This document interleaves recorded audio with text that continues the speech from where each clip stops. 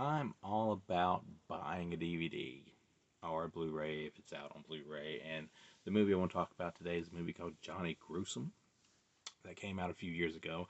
Wanted to get it at Family Video before they closed out, but never got it.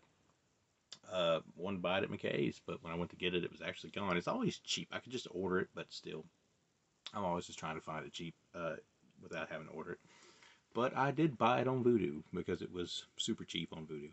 The director of Slime City directed this movie, and it's about a kid named Johnny Grissom, who they make fun of sometimes. It's called Johnny Gruesome. He's kind of a metalhead. He's got a few friends and a girlfriend.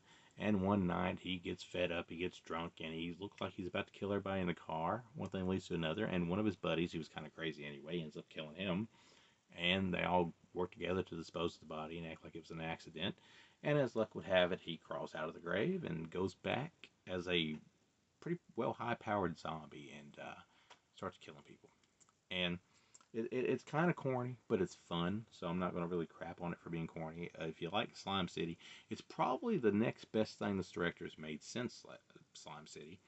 It's shot on a red camera, so it looks good. It looks like it should be maybe shot on a cheaper camera. It looks really good, but then it's kind of cheap. So, I don't know how to explain it, but it still works for what it is. Now, Johnny Gruesome, he's not very sympathetic. I don't know if he's supposed to be or not. I mean, he kind of gets a raw deal, but at the same time, he's being a prick. So it's really kind of hard to tell who to root for. His number one best friend, who kind of like just kind of like got sucked into it, is the most sympathetic person in the whole movie.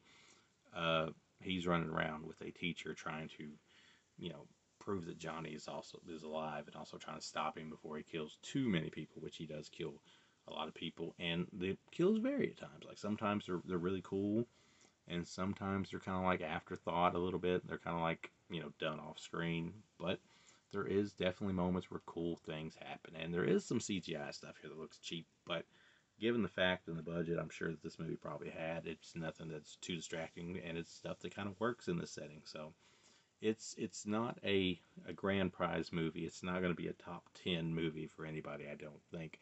But it's a good example of what you can do on a budget with some creativity. And even if not everything makes the most logical sense most of the time in the movie, and there is some very random moments in the movie, it still seems to hold together to be fun and entertaining enough that I'm giving it a 3 out of 5. It's like basically $5 on Vudu. So if you don't care not owning a DVD, you can pick this up. It's, I believe Uncork'd released it. I could be wrong. I believe it was an Uncork'd movie, which their movies tend to be a little bit cheaper on Vudu.